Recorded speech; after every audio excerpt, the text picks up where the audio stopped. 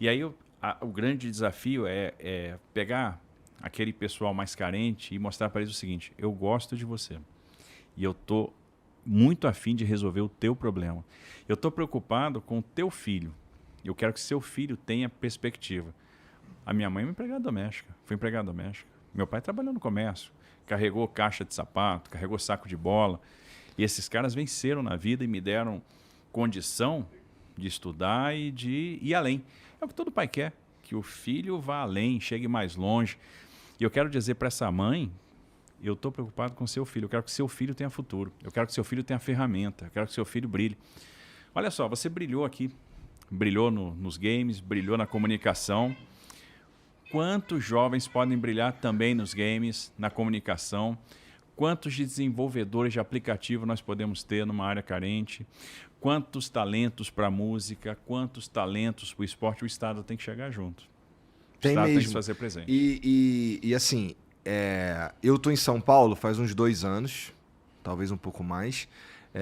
Mas eu já tive oportunidade eu já fui muito bem recebido por essa galera aí. Então eu tenho um bom relacionamento com pessoas, com uma ONG específica e com um cara específico lá no Capão Redondo e tal, com quem a gente já fez um trabalho junto. Inclusive, existe um programa lá que tá com a gente aqui, que a gente construiu lá um estúdio lá no Capão Redondo e tal. Também tem um bom trânsito com a galera da CUFA. Converso com uma certa... Tava sábado passado com o Marcivan lá em Heliópolis, é o presidente da CUFA em São Paulo. E, cara, indo a esses lugares, assim, uma coisa que a galera da CUFA sempre fala, que a favela não é carência, é potência. Mas, cara, a verdade é que assim, essa potência que existe ali, ela de fato existe, mas ela tá subjugada, sabe? Olhando, estando presente em alguns lugares ali, eu percebo que tem de fato muito talento humano desperdiçado, tem muito potencial ali humano que não tem as oportunidades que precisa. E assim, a verdade é que especialmente assim, lá na Zona Sul, sul de verdade, assim, porque eu não sei, eu não conheço tanto assim de São Paulo, as outras regiões e tal, mas lá na sul de verdade ali, cara, tem uma ausência do Estado assim assustadora, sabe? Questão de infraestrutura, questão de saúde, tudo isso aí. Cara, como é que a gente melhora isso? E dá pra gente fazer de fato algum trabalho ali que funcione e seja perene num mandato de 4 anos, cara? Eu tenho certeza que sim. E observe, uma coisa importante que a gente tem que aprender sobre a administração pública, né? Qual é o maior risco da administração pública? É o risco da descontinuidade. Eu tenho que, obviamente, pensar futuro, eu tenho que pensar a longo prazo, eu tenho que começar, eu tenho que dar os primeiros passos. Fazer de tudo para fazer o máximo num mandato de 4 anos. E se esse mandato não for possível para fazer tudo, e não vai ser nunca, porque as necessidades são muito maiores, eu tenho que dar o primeiro passo. Você só chega no final da escada se você subir o primeiro degrau. E aí a gente tem que torcer para quem venha nos suceder, quem pega o bastão, assuma e faça além, que vá além, faça melhor do que a gente fez. Porque governo, Estado, né, é uma corrida de revezamento. Você está correndo, você vai correr o melhor que você pode, o melhor que você pode. De repente você não vai quebrar o recorde mundial, mas você vai correr o melhor que você pode e você vai passar o bastão para alguém. E essa pessoa que vai passar o bastão, vai pegar o bastão, vai ter que correr também o melhor que ela pode. Então você está sempre passando o bastão para alguém e alguém vai ter que correr o máximo que pode. Então a gente pode dar os primeiros passos, a gente pode estruturar o futuro, a gente pode levar a política pública para essas comunidades, para esses extremos que estão esquecidos. Por exemplo, escola de qualidade. Para ter uma escola de qualidade, você vai ter que ter professor valorizado, que tope ali da aula. Você vai ter que transformar essa escola num centro, num polo de integração. Você vai ter que jogar a cultura lá dentro, porque cultura e educação têm que andar juntas. Você que vai ter que levar o esporte lá para dentro, a música lá para dentro e a formação profissional. Você vai ter que ter centros de formação profissional para começar a entender onde é que estão os talentos.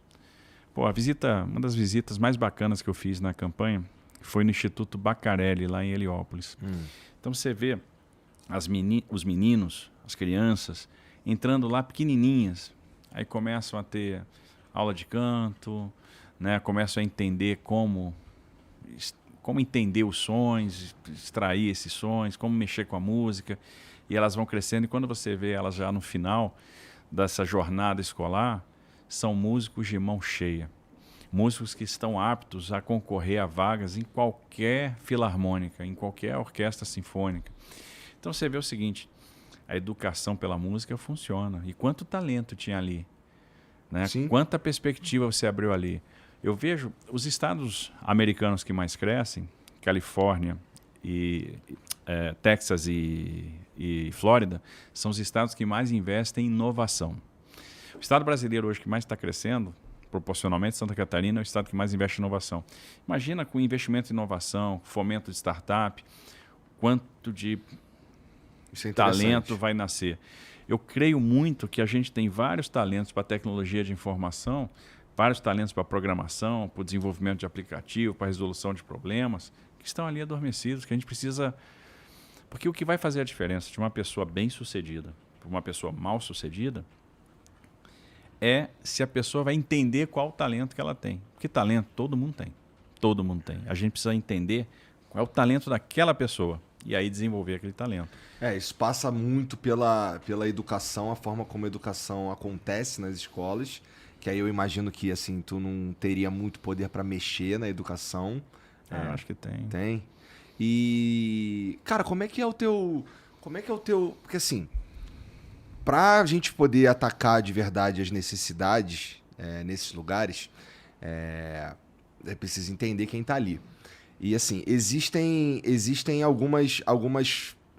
existem trabalhos que já estão acontecendo ali no sentido da educação, de até profissionalizar jovens e tal, mas são ONGs, são coisas assim, geralmente particulares de certa forma, que estão ali acontecendo. Posso citar a CUFA, posso citar a ONG Interferência também, que é essa que eu tô te falando, que é lá no Capão Redondo e tal. Cara, tu consegue dialogar legal com esses caras, assim? Como é que tu conversa com essas para entender mesmo o que tá precisando de verdade ali?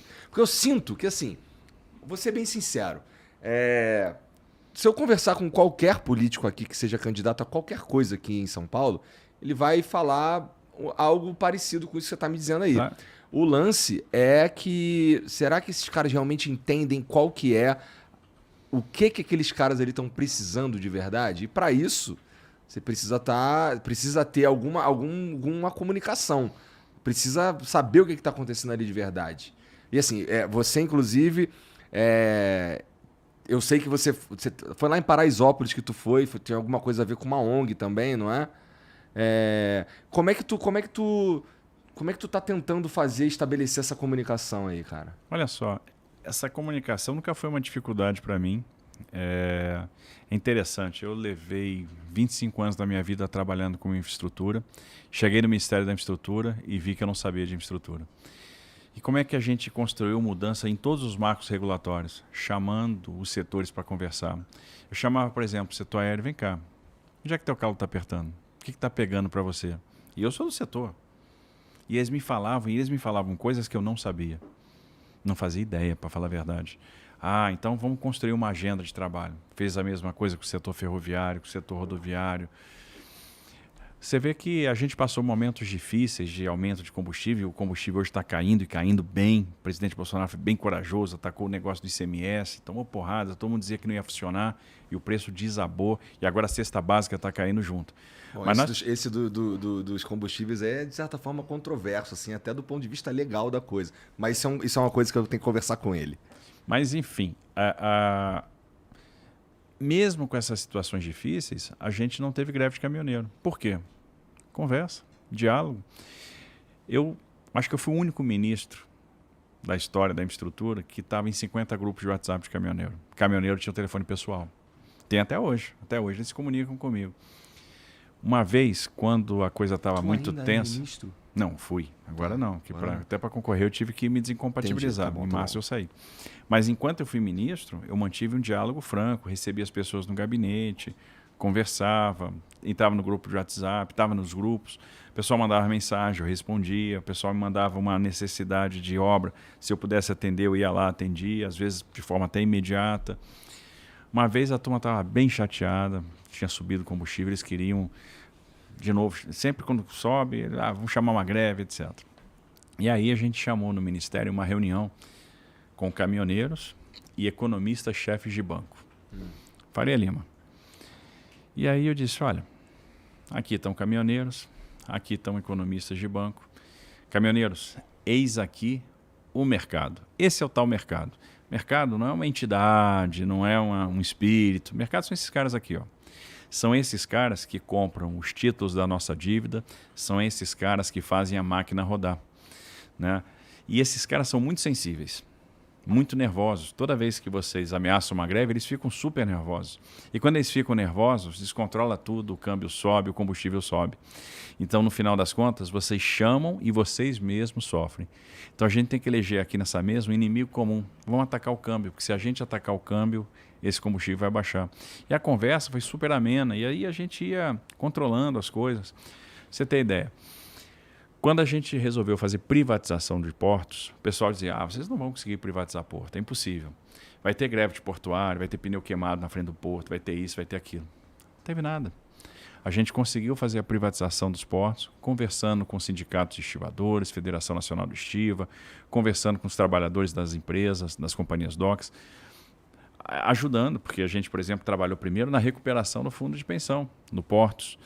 Então, saneamos financeiramente, conseguimos criar um mecanismo financeiro para fazer o aporte das patrocinadoras no plano de pensão, para que a gente não tivesse a liquidação do plano de do fundo de pensão dos portuários. E aí, olha, agora vocês vão ter que entender que a gente vai fazer esse movimento, que é um movimento pela competitividade, é um movimento para trazer investimento, é um movimento para aumentar a eficiência. E conseguimos fazer, conversando, né? Então, o diálogo nunca foi um problema. Aprender nunca será um problema, né? E no final das contas, se a gente quiser abraçar de fato essas pessoas, se a gente quiser mostrar para elas que a gente se preocupa com elas, se a gente quiser levar política pública de qualidade para a ponta, a primeira coisa que tem que ser feita, e a mais fundamental, é estabelecer a relação de confiança. Você não vai fazer nada se você não estabelecer a relação de confiança. Isso vale, por exemplo, para o tratamento do dependente químico que está na rua. Você não vai tratar aquela pessoa e não vai tirar ela da rua se ela não confiar em você. Eu tive essa experiência no Ministério também. A gente fazendo o aeroporto lá, Salgado Filho. Tinha que fazer ampliação da pista de pouso e no final, na cabeceira, eu tinha 1.300 famílias morando lá. Na cabeceira da pista, dentro do sítio aeroportuário, sem nenhuma condição de infraestrutura, nenhuma condição de higiene, nada, barracos, pessoas que eram usadas pelo crime como escudo e ainda numa situação de risco, porque se uma aeronave derrapa, a gente já tem um problema. E precisávamos fazer ampliação, então eu precisava tirar aquelas famílias de lá. E eu dizia para aquelas pessoas o seguinte, olha, vocês vão sair daqui, nós vamos fazer a compra assistida e cada um de vocês vai ganhar uma escritura, vai ter o seu título de propriedade, vai ser dono da sua casa, não vai ser mais irregular, vai ter um CEP. Pergunta se eles iam. Pergunta se eles aceitavam. Não. Então, esse processo... Então, você acha assim, eu estou chegando lá e estou oferecendo a melhor coisa do mundo, eles vão topar na hora. Não.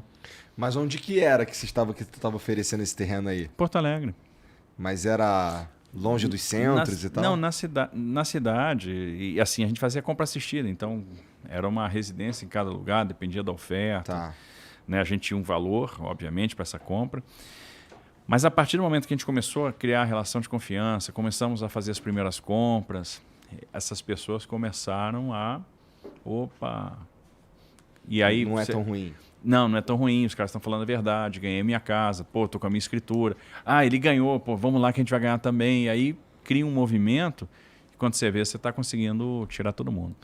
Entendi. Esse negócio de centro da cidade, você falou. Por exemplo, a gente tem que ter um programa habitacional aqui. Tem 40 mil pessoas na rua em São Paulo.